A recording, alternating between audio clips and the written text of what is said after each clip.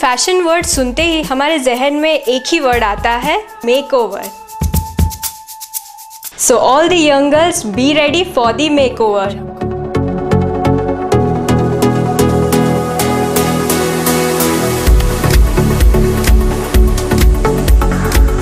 आज हम आए हैं सखी ब्यूटी स्टूडियो में, जहाँ पे हम बात करेंगे मिसेस पारुल परिक से। और चलिए जानते हैं उन्हीं से कि आज वो हमें क्या सिखा, मतलब यंग गर्ल्स को क्या सिखाने वाली हैं।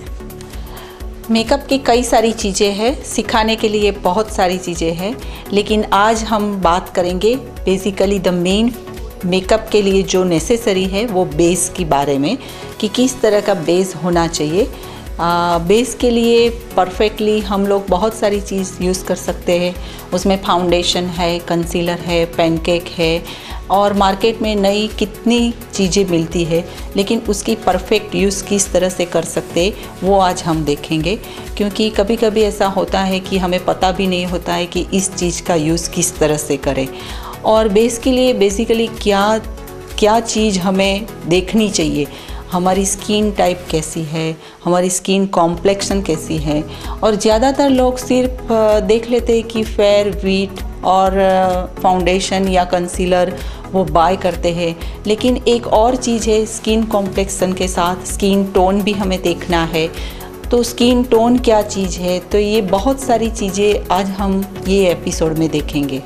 मैम, काफ़ी सारी गर्ल्स को डाउट होता है कि फाउंडेशन किस किस टाइप के अवेलेबल होते हैं मार्केट में।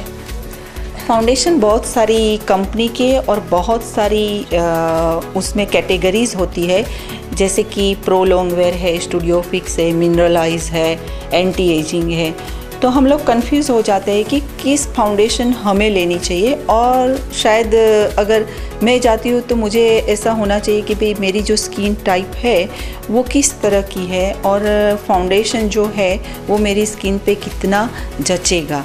तो हमें जो फाउंडेशन सिलेक्ट करनी है वो according to our skin type, skin complexion, skin tone और एज। क्योंकि ज़्यादातर जो एज है एंटी एजिंग है तो अबाउ 35-40 तो उन लोगों के लिए है। जो टीनेजर है उसके लिए अलग फाउंडेशन होती है। फिर उसमें एक कंटेंस सनस्क्रीन भी आती है। तो हमें चूज़ करना है कि हमारी स्किन के लिए कौन सी फाउंडेशन परफेक्ट रहेगी। और अधिकतर मैंने देखा है कि जो डार्क कॉम्प्लेक्शन वाली गर्ल्स होती हैं उनको एक ऐसा एक माइंडसेट ही बन गया है कि अगर मैं फाउंडेशन लगाऊंगी तो एक पैच जैसा लगेगा मेरे फेस में। तो उनके लिए क्या सॉल्यूशन है आपके पास? ज़्यादातर डार्क स्किन के लिए उनको एक कॉम्प्लेक्सन होता है और थोड़ा बहुत ऐसा भी होता है कि मेरी डार्क स्किन है तो मुझे थोड़ा फेयर लुक चाहिए। लेकिन मेरे हिसाब से डार्क स्किन भी इतनी ही ब्यूटीफुल है जितनी फेयर स्किन है। द स्किन में क्या होना चाहिए, एक तो एक ग्लो होना चाहिए, एक शाइन होनी चाहिए और इवन टोन होना चाहिए, ब्लेमिशेस नहीं दिखनी चाहिए।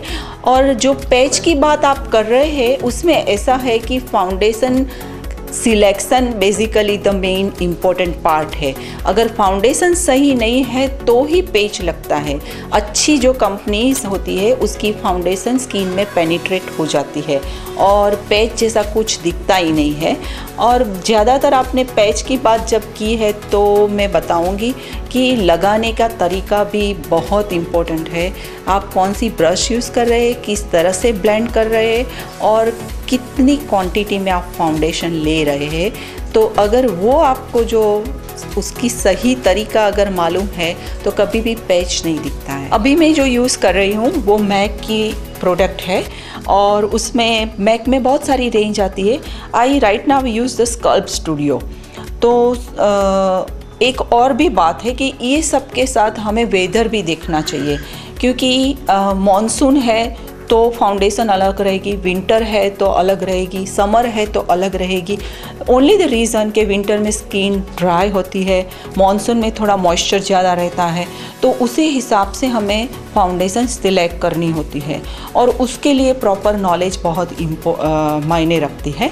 सो right now I use the sculpt studio Mac की यूज़ कर रही हूँ। और जो हमारे पास जो स्किन है डार्क व्हीट कॉम्प्लेक्सन है उसके लिए उसकी अलग अलग नंबर होती है। So right now I use NC42, or sometimes like some people ask me what's NC and what's NW. So NC series है that's like cool color और W that's a warm color.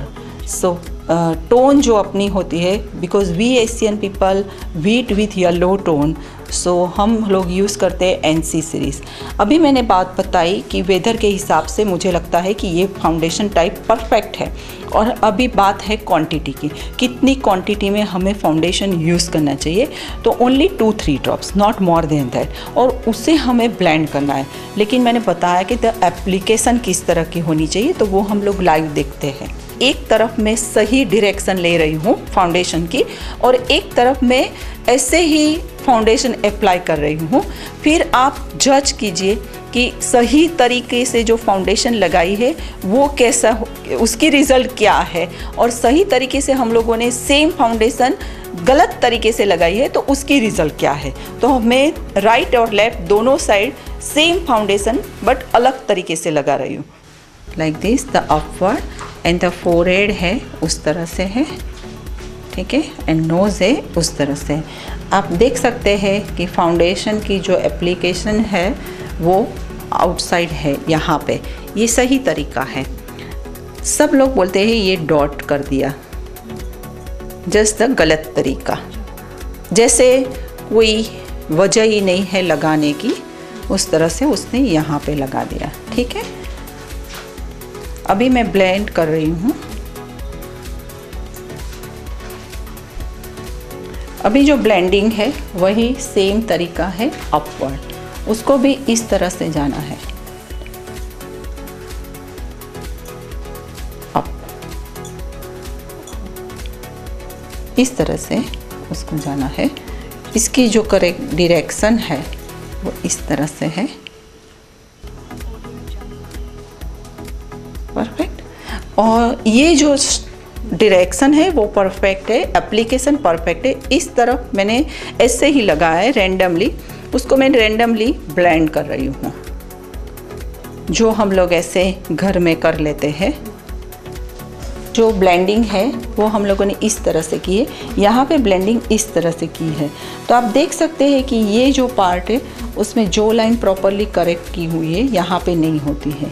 So blending that's the most important thing, right. कभी कभी ऐसी भी चीज़ होती है कि जो फेस होती है उसकी अलग शेप होती है, ओवल शेप है, हार्ट शेप है, राउंड शेप है। तो ज़्यादातर अगर ओवल शेप है तो उसकी ब्लेंडिंग अलग होती है, राउंड फेस है तो उसको ओवल दिखाना है तो उसकी जो ब्लेंडिंग है वो नीचे की तरफ रहेगी कि उसका फेस ओवल दिखे। क्योंकि फोटोजेनिक फेस के लिए जो फेस है वो लॉन्ग होना चाहिए, ओवल शेप होना चाहिए। तो ट्राई टू मेक इट जो अपना फेस है वो लंबा दिखे। जितना भी लंबा फेस आप दिखाएंगे the way with the hair style and with the makeup, तो जो फ़ोटोज़ है वो बहुत अच्छी आएगी। तो यहाँ पे हम लोगों ने एप्लीकेशन से क्या चेंज होती है वो मैंने दिखाया है।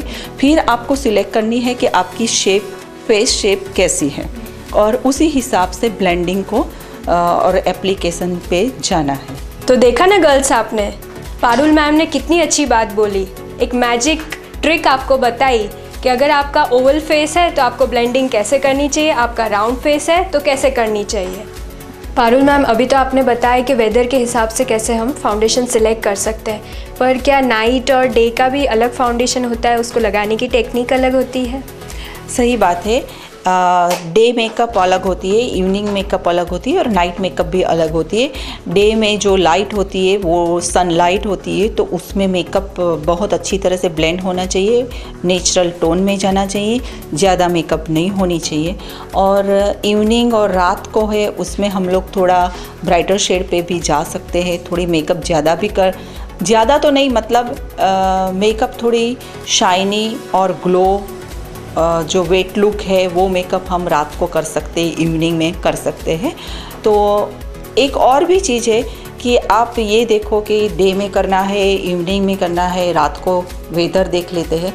फिर आपको ये भी देखना चाहिए कि अपनी फंक्शन क्या है, ओकेज़न क्या है, कौन से प्रसंग के लिए हम तैयार हो रहे हैं, और अपनी जो आउटफिट्स है वो कैसी है, अकॉर्डिंग टू दैट मेकअप और हेयर स्टाइल होनी चाहिए। और ज़्यादातर यहाँ पे जो भी ब्राइड्स आती है तो हम लोग उसकी पहले आउटफिट्स देखते हैं, फिर उसकी फेस स्ट्रक्चर देखते हैं, स्किन टाइप देखते हैं, कौन से फंक्शन है और कितने फंक्शन है, डे के है नाइट के है। According to that we design the makeup for the brides कि डे फंक्शन है तो इस तरह का लुक होना चाहिए, सॉफ्ट लुक होना चाहिए बेसिकली डे में।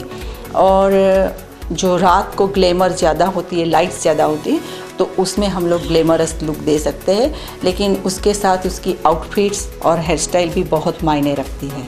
गर्ल्स, इतना ब्यूटीफुल फेस देख के मुझे तो बहुत क्यूरियोसिटी आई है कि मैं मैडम को पूछ ही लेती हूँ कि मैडम को बचपन से शौक़ था मेकअप करने का, कि फिर उनका पैशन है मेकअप? ऐसे तो मैं साइंस ग्रेजुएट हूँ, लेकिन पहले से मेरी आर्ट बहुत अच्छी थी और पहले इतनी मेकअप में मुझे नॉलेज भी नहीं थी, लेकिन ये मेरी पैशन है, मेरी हॉबी है। और आर्ट अच्छी होने की वजह से I like to do paintings, और उसमें फिर मेकअप की जो बात आई तो मेकअप की बहुत सारी कोर्सेस मैंने करे और right now it's my hobby, it's my passion. और मेकअप करने के बाद जब ब्राइड इतनी खुश होती है और सेटिस्फेक्शन उसको मिलता है तो उसकी जो आनंद है वो मुझे मिलती है। मैम, आपने इंटरनेशनली स्टडी की है मेकअप के ऊपर, तो नया ट्रेंड क्या है अभी, नई अपडेट क्या है? बहुत सारी चीज़ें इंटरनेशनल लेवल पर अपडेट होती है और ज़्यादातर अभी यहाँ पे वहाँ पे तो air brush that's very common, और इंडिया में भी अभी ब्राइड्स एयर ब्रश मेकअप मांग रही है। और एयर ब्रश मेकअप की एक खासियत टेक्निक्स है कि वेरी फास्ट, तो लाइक विद इन 2-3 मिनट्स सबकी बेस हो जाती है। और वहाँ पे जो एयर ब्रश मिलते हैं वो प्रोफेशनल यूज़ के लिए भी मिलते हैं और लोकल खुद यूज़ करने के लिए भी एयर ब्रश किट मिलती है, और it's very good to use every day. और मैं आपको दिखा रही हूँ कि एयर ब्रश क्या चीज़ है।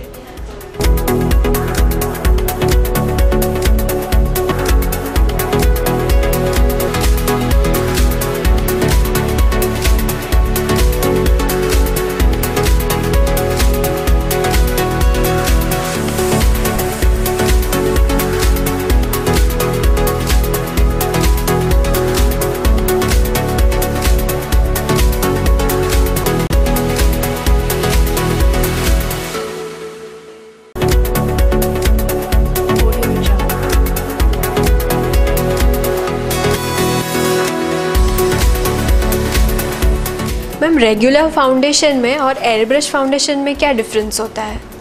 एयर ब्रश जो फाउंडेशन होती है वो मशीन से पेनिट्रेट होती है स्किन में विद द फोर्स, और उसकी foundation very thin and it should be penetrate in the skin very well, so makeup किया हुआ है वो लगता नहीं है। और फाउंडेशन जो होती है that is very different, I will show you that one. So ये जो होती है वो एयर ब्रश की फाउंडेशन होती है और you have to take only 2-3 drops, और ये जो अपनी है वो रेगुलर फाउंडेशन होती है। पर ज़्यादातर लोग अभी बाहर एयर ब्रश ज़्यादा प्रीफर करते हैं। आपने देखा कि ये जो बेस है विद इन लाइक 1 मिनट में कंप्लीट हो जाता है, और वही लुक जो वेरी नेचुरल लुक हमें मिलता है एयर ब्रश से।